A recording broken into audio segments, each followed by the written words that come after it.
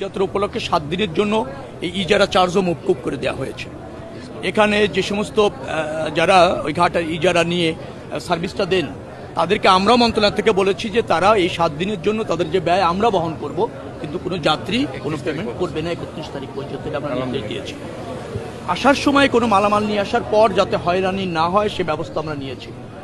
কোনো হয়রানির ঘটনা ঘটলে যদি আমরা জানতে পারি, নিশ্চয়ই যারা এর সাথে যুক্ত হবে তারা শাস্তি যোগ্য অপরাধ হিসেবে গণ্য হবে এবং তারা শাস্তির আওতায় আসবে। এখনো পর্যন্ত যাদের সাথে বসেছি আমি মনে করছি তারা আমাদেরকে বুঝতে পারবে এবং আমাদের নির্দেশনা অনুসারে কাজ করতে সক্ষম হবে আমার মনে হচ্ছে। কারণ অল্প দিন, আমরা মনে হয় 20-25 দিনের মতো দায়িত্ব পালন করছি।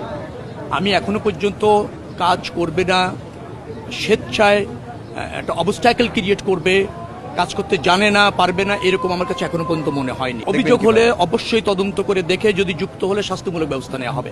এবং এটাও আপনাকে আমি বলি, যারা সরকারের ডিজায়ার ধারণ করে নির্দেশনা অনুসারে কাজ করতে জানবে না বা পারবেন না, ডেফিনেটলি এইরকমের কিছু আমাদের সামনে যখন আসবে তাদেরকে আমরা ওই কাজ করার সুযোগ দিব না।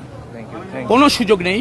ফাংশন করতে হবে। রাষ্ট্রের কর্মকর্তা কর্মচারী, তারা সেবক, জনগণের যেখানে অধিকার আছে, জনগণ যেটা ডিজার্ভ করে সেটা প্রতিষ্ঠিত করার দায়িত্ব সরকারের, এবং সরকারের অধীনে যে সমস্ত কর্মকর্তা কর্মচারী আছে অবশ্যই তাদের।